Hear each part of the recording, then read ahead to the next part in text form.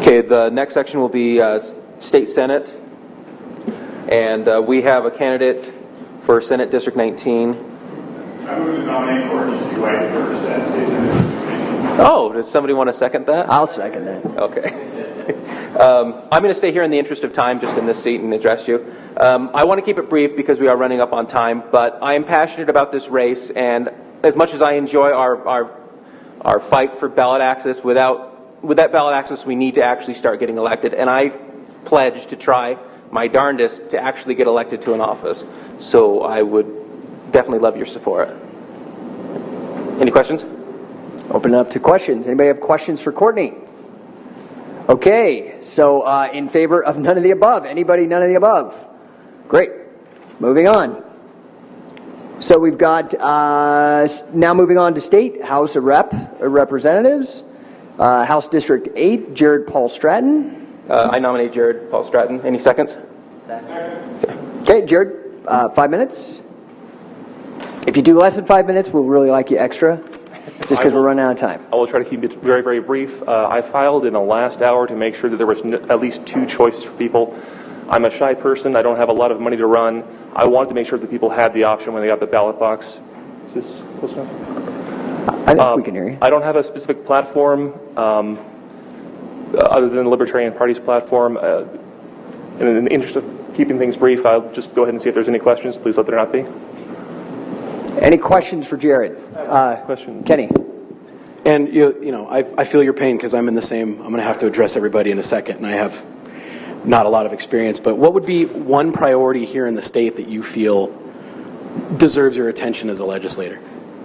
A lot of the things that get brought up in the legislative sessions are just very, very one-sided. They don't seem to really introduce a whole lot of other options, a whole lot of the smaller voices. Even issues that don't necessarily have a majority, but at least need to be heard, need to be considered or evaluated. If they're going to be rejected, not just rejected because they're the majority and they don't want to listen to it, but they need to have some reason. I'd like to make them answer to why they're kicking out so many of the smaller ideas. So. Any other questions? Okay. Thank you. Thank you, Jared.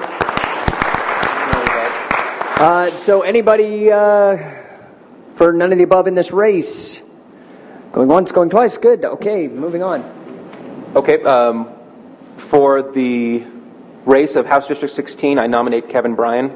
Can I have a second, please? I second. Okay.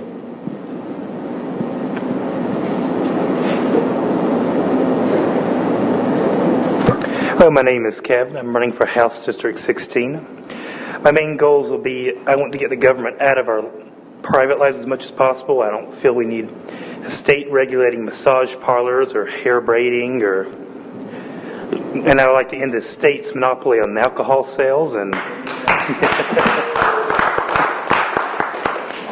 and that's really it. So You can call for questions. Yeah, so any questions for Kevin? Anybody? Questions? Kevin, you got off scot-free, it looks like. Okay, so thank you. Yeah, thank you very much, Kevin. Anybody none of the above in that race? Going once, going twice. Okay, moving on. Okay, in House District 35, I nominate Chelsea Travis.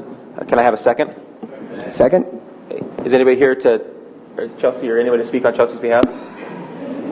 This happens every year. Andy goes and speaks on behalf of her. Oh, okay. Is that her over there? Yes. Okay. People don't talk to each other anymore. They just text each other from across the room. And the text was, "I don't think I can do this. Will you get up and do it for me?" Chelsea, would you at least stand up? Chelsea was 2 years ago the youngest candidate for the legislature probably in history, and when I say that was she wasn't quite 25 on election day. She wasn't 25 until 2 weeks after election day, and we had to fight with the Attorney General's office to get her on the ballot, but we did. She's running again. She's also my secretary. She's also my best friend, and she's also my #1 ally in the fight against the drug war. And I want to, by the way, make it very clear that I have yet to have my first cup of coffee. I'm a Mormon boy from Utah County. I've never tried any of this stuff. I'm not going to ask Chelsea. But she is a wonderful ally and a wonderful friend, and she's also turning red and being very shy. You can talk to her personally when we have a little break and ask her whatever questions you'd like, but she'd be a fine member of the legislature if you elected her. Thanks. You guys stay up there for questions, please. Andy, stay for questions. Any questions? Any questions for Andy on behalf of Chelsea? Going once? Okay, thank you. Thank you. Sorry, Andy, for making you stay back up there. So anybody, none of the above in this race? Anyone? Okay, moving on. Next. Okay, House District 47, I nominate Chase Lantis. Can I have a second? I'll second. Second, okay. Is Chase here today? Yeah, he is. Okay.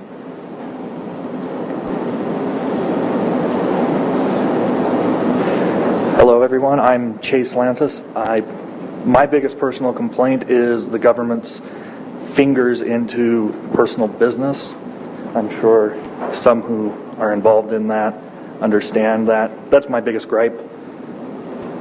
I'm also annoyed with the control of alcohol consumption in this state. And I'll take questions. Questions for Chase? Anyone? Chase gets off easy again, too. Thank you. All right, guys. Thank you, Chase. None of the above in that race? Anyone? No. Okay, next. Okay, House District 59, I nominate Kenny Barlow. Can I have a second? I'll second. Kenny, would you like to speak on behalf of yourself? I'd love to. You all have to I have to apologize for my appearance because I've been running cables and operating stuff, so I'm not appropriately dressed. I will say, sorry to interrupt, Kenny and Courtney and a few others are responsible for getting us the tech for Gary Johnson, so that alone is awesome. Anyway, sorry, I just had to I appreciate give you props. Thanks. I have never done this before.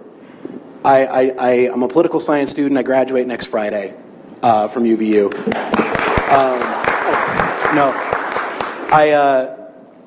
I'm a fellow Mormon boy from Utah County. But what I've been working on for the last year, if you guys want to know about me, just ask. But here's just some of the stuff I've been doing. Over the last year, I've been working tirelessly with the UHA, the Utah Hospitality Association, in their lawsuit against the state over the liquor. You might have seen it on the news.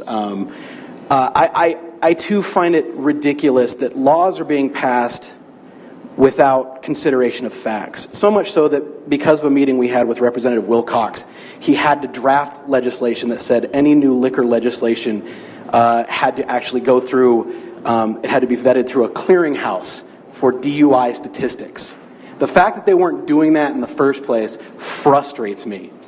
Because I can get up and say, hey, you know what? Overconsumption leads to drinking, leads to deaths. So by all means, vote for this so we can restrict trade, so that we can not let adults be adults. Are you freaking kidding me? I feel the same way about the war on drugs, private property. It frustrates me, and no one is getting represented down in Utah County. I mean, and if there are, I apologize, but I mean, it's frustrating. It really is. And so that's my number one priority, would be to work with the Utah alcohol laws and get privatization model fast, because we need it. There's no reason that 60% markups need to be turned around and put into school lunch programs. It's not 86, thank you. It is not a temperance issue. It's been clear because the state can discount their own liquor. So if it's a temperance issue, why have a full functioning business model? I say give that business model to the private enterprises and let the people drink, for God's sake. I'm sorry. It's just, I'm in that mode. That's what I've been doing for the last year. Okay, 30 seconds. So does anybody have any questions for me? Questions for Kenny? Anyone? Preaching to the choir, Kenny. Thank you. Thanks. All right, so thank you, Kenny. Anybody, none of the above? Okay, and who's next? So I move. Can you move? I don't know, I can't move, you move. I'd like to move to extend the business meeting to 12:30. Can I get a second? I'll second. Okay, So yay? go ahead. I don't know if we'll be able to get all of our business Yeah, done. because we're not finished. We got 3 minutes. Where is your time agenda? The time agenda? Yeah, On we the have a website. schedule with speakers and whatnot, so even these questions are eating into that. So I appreciate your concern, but if we could just keep moving and get done with it. Okay, great. When we adopted the agenda from the website, we also adopted the timeline that was probably on the website. So I would Okay, assume so we that- voted yay. Nays, anybody who doesn't? Okay, good.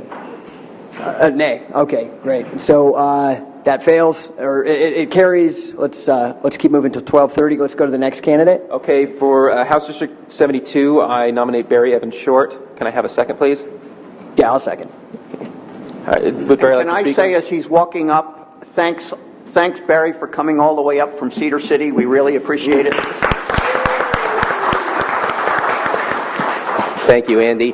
And Kenny, don't ever apologize for how you're dressed. Ties are a sign of slavery. I do not wear slave gear.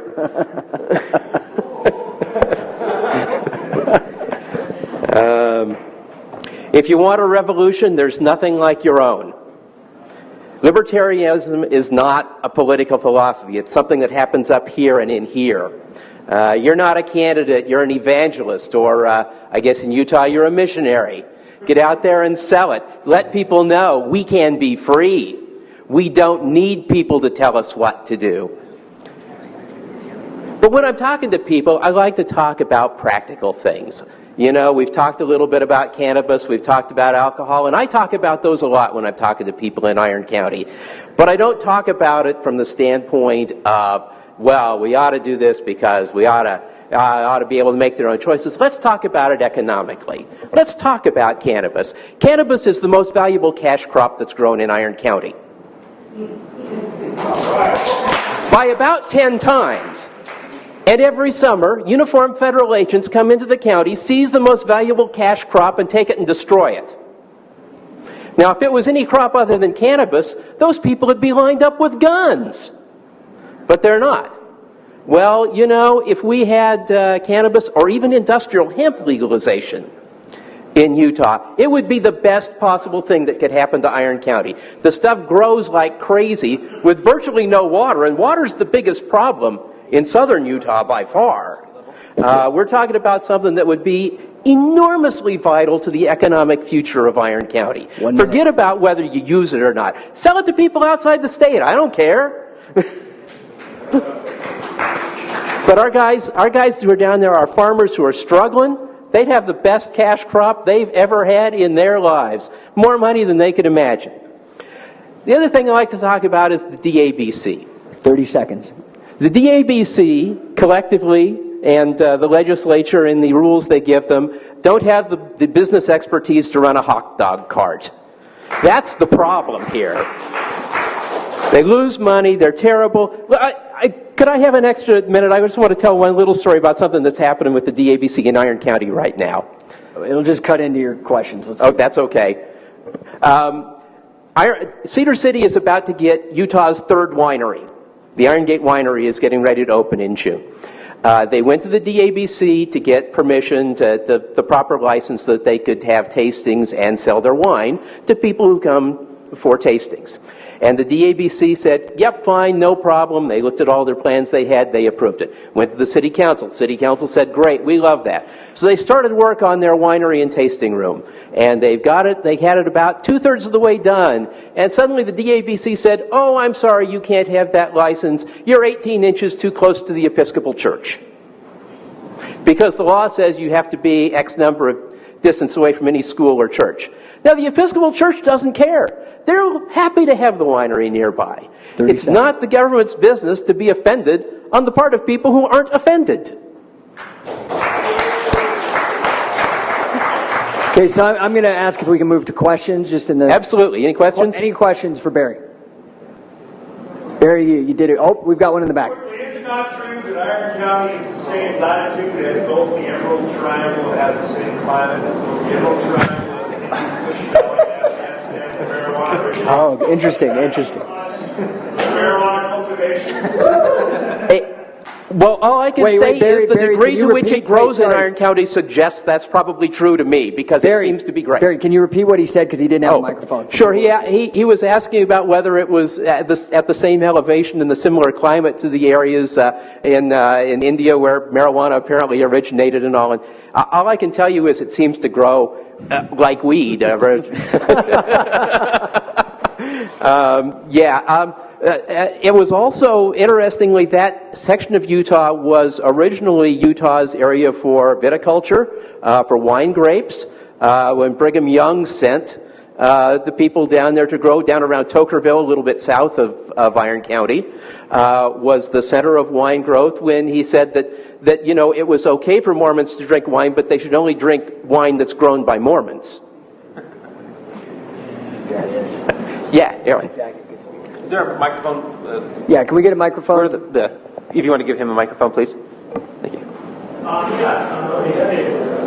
Is it off now? We've got a little bit of a question now.